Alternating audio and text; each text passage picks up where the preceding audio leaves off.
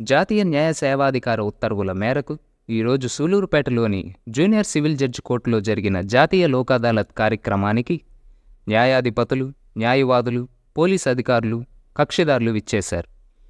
ఈ కార్యక్రమానికి అధ్యక్షత వహించిన junior civil judge cum mandal legal services committee chairman S Anil Kumar, APP Swathi Reddy, న్యాయవాదులు మరియు పోలీస్ అధికారులు పాల్గొన్నారు. జడ్జి అనిల్ కుమార్ మాట్లాడుతూ, లోక్ అదాలత్ అనేది ప్రత్యామ్నాయ వివాద పరిష్కార యంత్రాంగాలలో ఒకటని, ఇది న్యాయస్థానంలో వ్యాజ్యానికి ఏ దశలోనైనా పెండింగ్లో ఉన్న వివాదాలు లేదా కేసులను సామరస్యంగా పరిష్కరించుకునే లేదా రాజీ చేసుకునే వేదికని ఆయన తెలియజేశారు. లోక్ అదాలత్లకు లీగల్ సర్వీసెస్ అథారిటీస్ యాక్ట్ 1987 ప్రకారం చట్టబద్ధమైన హోదా ఇవ్వబడిందని, దీనిని కక్షిదారులు వినియోగించుకోవాలని వారు తెలియజేశారు. ఈ కార్యక్రమం చాలా ఉన్నతమైంది. ఎందుకంటే ప్రతి మానవుడు కూడా తప్పులు చేస్తూ ఉంటాడు. ఆ తప్పుల్ని ఈ క్రమంగా ఈ యొక్క పరిణామంలో వాటిని సరిదిద్దుకోవడానికి గొప్ప అవకాశం.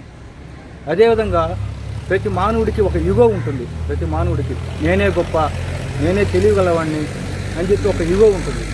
ఆ యుగోలన్నీ కూడా తీసేసుకొని తను తగ్గించుకొని పశ్చాత్తాపంతో అనుకోవచ్చు.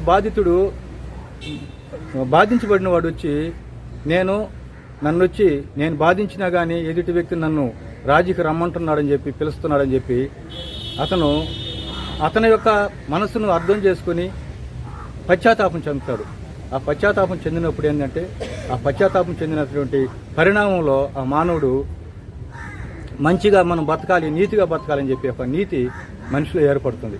ఈ కేసు ఇలా ఒప్పుకోలేదు, అలా చేయడానికి లేదు అని చెప్పేసి మళ్ళీ పైకోర్టుకు పోవడానికి కూడా అవకాశం లేదు. అంచేత ఈ రాజీ అయినటువంటిది ఇది ఇక్కడితోటి పరిష్కారం అయినట్టుగా దాన్ని ముగిస్తారు. ఆ కేసు ఇక్కడితోటే ఆగిపోతుంది. అంచేత మళ్ళీ పైకోర్టుకు వెళ్ళే అవకాశం అనేది ఇంకా అవకాశం లేదు దానికి. అంచేత ఇక్కడ ఎప్పుడైతే రాజీ చేసుకున్నారో ఈ లోక్ అదాలత్ ద్వారా ఇదే ఫైనల్ సెటిల్మెంట్గా అది తీర్మానం చేయబడుతుంది. కాబట్టి దాన్ని గమనించి ప్రతి ఒక్కరు కూడా ఈ అవకాశాన్ని వినియోగించుకోవాల్సిందిగా కోరుతున్నాము. అదేవిధంగా ఈ లోక్ అదాలత్ సెటిల్మెంట్స్లో పోలీస్ శాఖ చాలా వాళ్ళ యొక్క అత్యున్నత కృషి కనపడతా ఉంది. వాళ్ళ ఆధ్వర్యంలో కూడా చాలా కేసులు మీరందరూ కూడా రాజీ పడటంలో కూడా మీరు వారి సహకారం తీసుకుని రాజీ పడటం అనేది జరుగుతుంది. కాబట్టి పోలీస్ శాఖ వారి తరఫున మన ఏపీబీ గారిని కూడా 2 మాటలు మాట్లాడాల్సిందిగా కోరి ప్రార్థిస్తున్నాం. ఈరోజు మనం జాతీయ లోక్ అదాలత్ అని జరుపుకుంటున్నాం. ఇలా ప్రతి 3 నెలలకు ఒకసారి జరుపుకుంటున్నాం. దీని ముఖ్య ఉద్దేశం ఏంటంటే క్షణికావేశంలో తీసుకున్న నిర్ణయాలు, క్షణికావేశంలో ఆవేశానికి లోనై మనం పెట్టిన కేసులు, చిన్న చిన్న కేసులు ఉంటాయి కదా, అవన్నీ రాజీ పరుచుకునే అవకాశం ఉంది. అది మీ చేతుల్లోనే ఉంది. దీనిలో ఎవరి ప్రమేయం లేదు, ఎవరి ప్రోద్బలం ఉండదు. సో అలాంటి ఒక చిన్న చిన్న కేసులు, తండ్రి మీద కొడుకు పెట్టిన కేసులు, పక్కింటి వాళ్ళు, మనకు తెలిసిన వాళ్ళు అలా పెట్టుకుంటాం కదా. సో ఇలాంటి కేసులు మనం రాజీ పరుచుకోవాల్సిన ఆలోచన ఉన్నా కొన్ని సందర్భాల్లో మనం అలా ఉన్నాం. కానీ ఇప్పుడు ఇలాంటి ఒక సందర్భంలో మనం రాజీ పరుచుకోవచ్చు. దానివల్ల ఏంటంటే మీకు కూడా చాలా సమయం వృధా కాకుండా ఉంటుంది. ఇప్పుడు కేసులు క్షణికావేశంలో పెట్టుకున్న కేసులకి ఎంత సమయం వృధా చేసుకుంటున్నాం. ప్రతిసారి రావాలి, వాయిదాలకు అటెండ్ అవ్వాలి, తర్వాత డబ్బులు ఇవ్వాలి లాయర్లకి, మళ్ళీ వచ్చిపోయేదానికి ఛార్జీలు ఉంటాయి. ఇవన్నీ తీసుకుంటే మనం గెలుస్తామో లేదో అన్న ఒక అనుమానం, ఖచ్చితంగా గెలుస్తామన్న గ్యారెంటీ లేదు. కాబట్టి మన వాళ్ళతో పెట్టుకున్న కేసులు ఎందుకండి? కాబట్టి ఒక్క ఈగో అనేది పక్కన పెడితే మనం రాజీ పరుచుకుంటే వాళ్ళకి మనకి మధ్యన సంబంధాలు ఇంకా మెరుగుపడతాయి. అలాగే మీకు ఒక బెస్ట్ ఎగ్జాంపుల్ చెప్తాను. ఓడినోడు కోర్టులో ఏడుస్తాడంట, గెలిచినోడు ఇంటికి వెళ్ళి ఏడుస్తాడంట. ఎందుకు అనంటే ఓడిపోయామనే బాధ కోర్టు ఆవరణలో అతనికి తెలిసిపోతుంది. గెలిచిన వాడు ఇంటికి వెళ్ళి ఎందుకు ఏడుస్తాడండి? అతను పెట్టిన అంత ఖర్చు పెట్టుంటాడు, కేసు గెలవడానికి అంత ఖర్చు పెట్టుంటాడు. సో అతని సమయం అంత వృధా అయి ఉంటుంది. కాబట్టి అలాంటి ఒక చిన్న చిన్న కేసులు రాజీ పరుచుకున్నందువల్ల మీకు మేలే జరుగుతుంది, కానీ నష్టం జరగదు. అంతేగాని దీనిలో మీరు ఒత్తిడి లేదు. అది మీ ఇష్టానుసారం. మీరు రాజీ అవ్వాలనుకుంటే తప్పకుండా రాజీ అవ్వచ్చు. మీరు పోలీస్ వాళ్ళు కానీ పబ్లిక్ ప్రాసిక్యూటర్ వాళ్ళు కానీ మిమ్మల్ని ఎవరు బలవంతం చేయరు. అది మీ ఇష్టానికి వస్తుంది. నేషనల్ లోక్ అదాలత్ శుభాకాంక్షలు.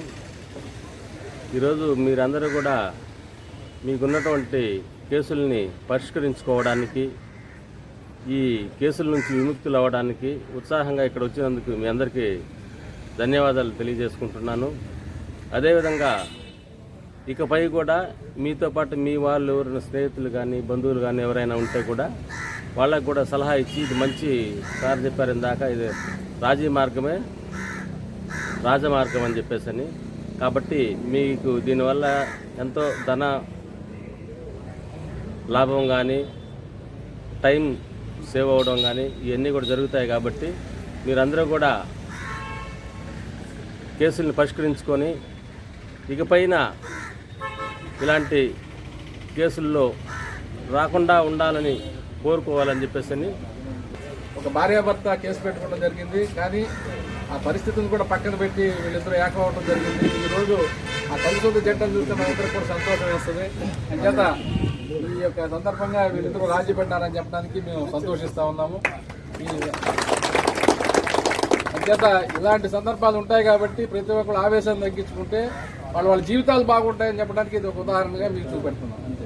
లోక్ అదాలత్ అనేది ఈరోజు మనకి ఇంత ముందులా కాకుండా ప్రతి 2 నెలలకు ఒకసారి రెగ్యులర్గా జరుగుతూ ఉంది. 1 నెల అటు ఇటుకైనా 3 నెలలకైనా రెగ్యులర్గా జరుగుతూ ఉంది.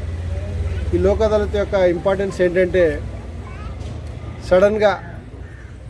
సడన్ ప్రొవొకేషన్లో జరిగినటువంటి ఇష్యూస్ని ప్రొలాంగ్ చేయకుండా ఆ ఇష్యూస్ని సాధ్యమైనంత వరకు తొందరలో ముగింపు చేసుకునేదానికి మనకి కోర్టు వారు ఇచ్చినటువంటి అద్భుతమైన అవకాశం. దాని ద్వారా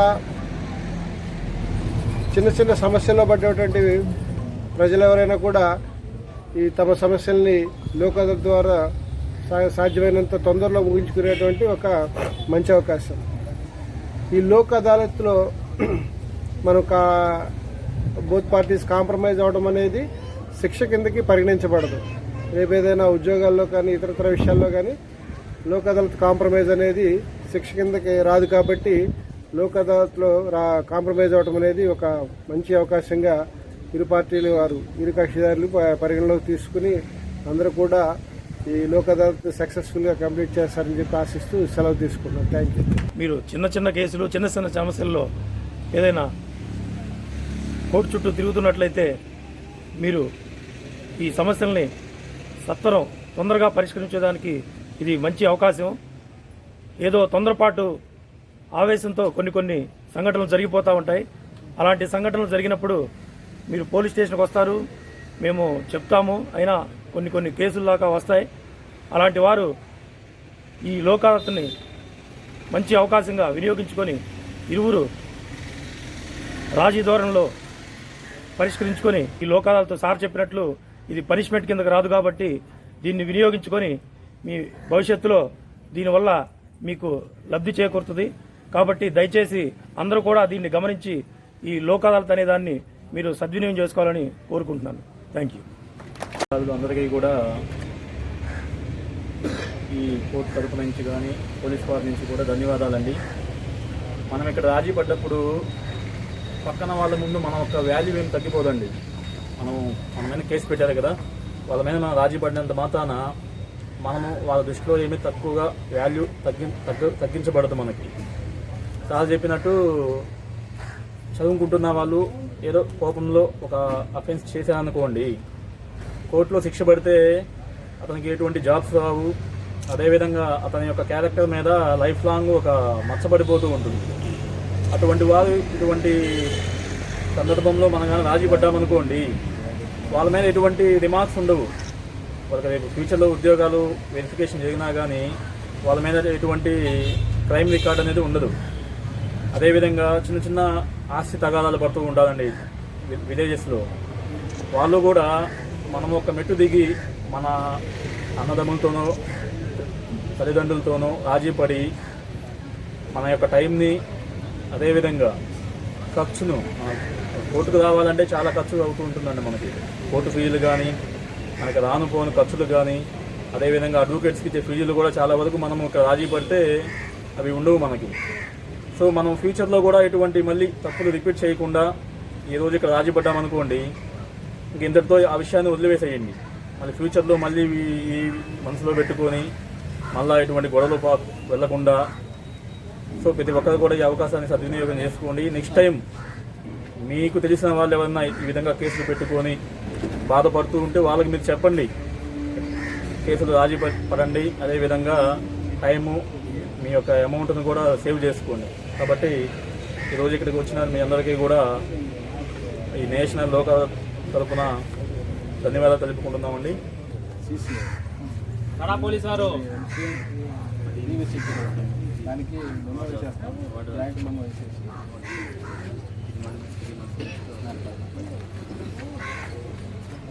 రామ్మా రండి, ముందుకు రండి.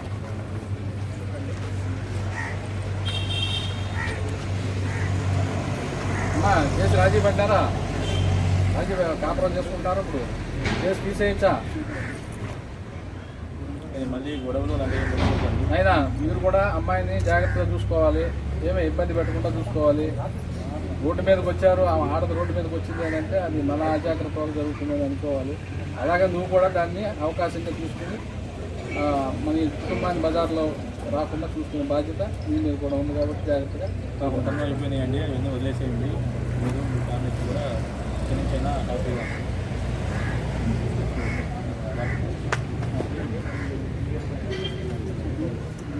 ఉన్నాడమ్మా, సంతకాలు పెడతారు ఆడ